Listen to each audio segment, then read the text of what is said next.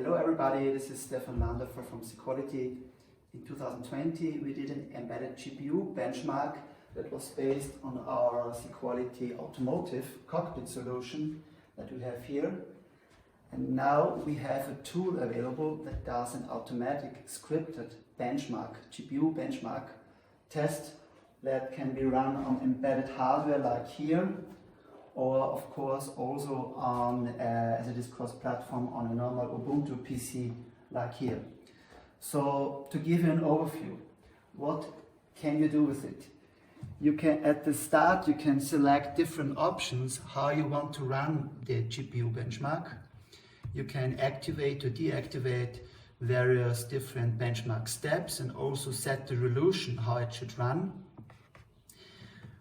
And then after you perform it, you get a result, a benchmark result screen like that.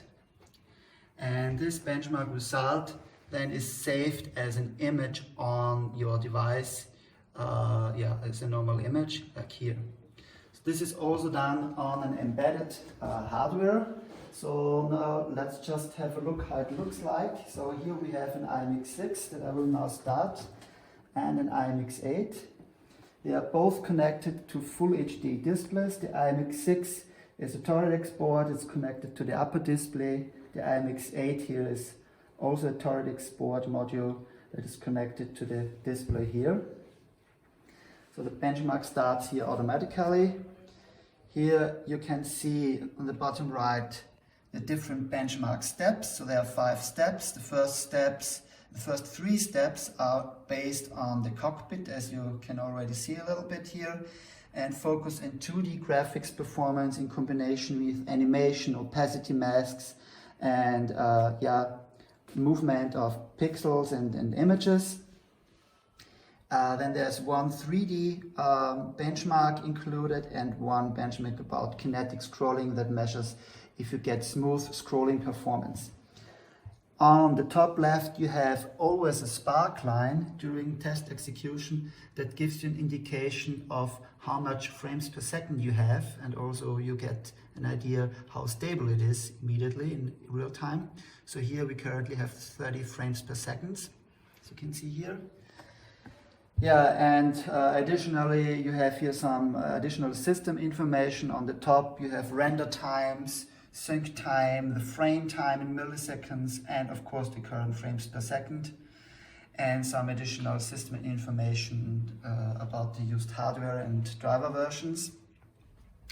So right now we are at step number 3 here. Now we have the 3D test.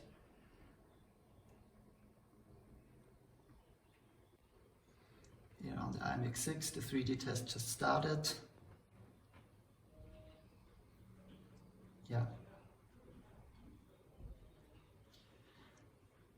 So our goal with this selection of benchmark steps was to really have a representative selection of typical requirements that come from the industry or from the automotive sector that you can find in information systems or screens.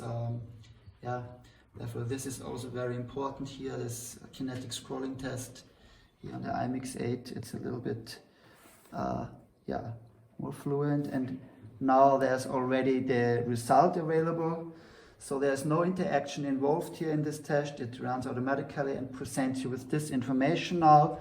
So here you can see the overall score of the IMX8 here, of this embedded board here, is 19,761. And in comparison to this, the IMX6 here scored 4,911. So you get the idea the IMX8 is much more powerful, and which was kind of expected, I would say.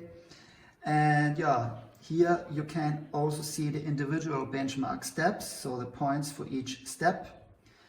And the same, you have here additional information of the benchmark execution. So with each step you have here the time slots. So you have 5 time slots in each series, in each graph. and you might want to have a look at very consistent graph performance. And if you detect spikes, negative spikes on the top, for instance for the render time, you might want to have a look at this specific benchmark test in this second why there is a spike. So here the results are quite okay. You see here the frames per second, they're around 30 frames per second. But here on the IMX6, on the comparison, you have much lower frames per second during test execution, and, which is maybe more important, you have a lot of negative spikes here on the frame time. So very inconsistent performance, and it's already on the limit on this device. In comparison here, you have a still rather good frame times and only very few negative spikes. Good.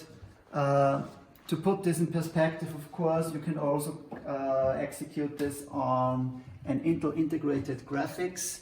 So here we score 100% of this benchmark, and their frame times are really very consistent. Render times are very good as well. So yeah, of course, this Intel integrated graphics is still much more powerful than an IMX8. Yeah, but let's also have a look at overall benchmark scores here as well. I would say everything was expected here. We had a similar result the last year as well. So the IMX8 has quite a better performance compared to the IMX6 here. There's blue. So the red one is the IMX8. The yellow one is very interesting, the IMX8X. That's another version of the IMX8 that's a little bit more cost sensitive, but also has a very good performance. And even here in the 3D benchmark part here, the IMX8X had a better performance than the IMX8. That was interesting for us. But what's also very interesting, the Raspberry Pi 4 has good performance with 2D graphics, and especially with kinetic scrolling, it's more or less the best out of the embedded boards. But with 3D, it's a very poor performance. I would say it's, yeah, there's some problems with drivers or anything else. We don't know right yet. We've checked everything, but this was not so good figure here for the Raspberry Pi 4. So thank you very much for your attention. If you want to execute the benchmark on your embedded system or on your environment, just let us know, give us a shout at office@sequality.at. Thank you, goodbye.